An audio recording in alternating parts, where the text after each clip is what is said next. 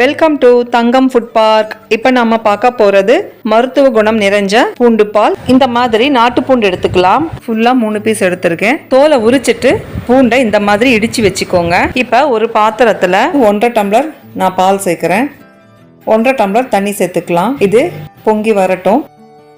இப்போ அடுப்பை மீடியம் ஃப்ளேம்ல வச்சுட்டு இப்போ இடிச்சு வச்சிருக்கிற பூண்டை சேர்த்துக்கலாம். இந்த அளவு பால் 3 பேர் குடிக்கிறதுக்கு சரியா இருக்கும். இப்போ நம்ம மீடியம் ஃப்ளேமில் வச்சிடலாம். இது ஒரு 10 நிமிஷம் வேகட்டும். பூண்டு பாருங்கள், இப்போ நல்லா சாதமாட்டம் நல்லா வெந்துருச்சு. இப்போ நம்ம இதில் 1/4 ஸ்பூன் மஞ்சள் தூள், பனங்கற்கண்டு உங்கள் இனிப்புக்கு தேவையான அளவு சேர்த்துக்கோங்க. உங்ககிட்ட இந்த பனக்கற்கண்டு இல்லைன்னா நீங்கள் நாட்டு சர்க்கரை கூட சேர்த்துக்கலாம்.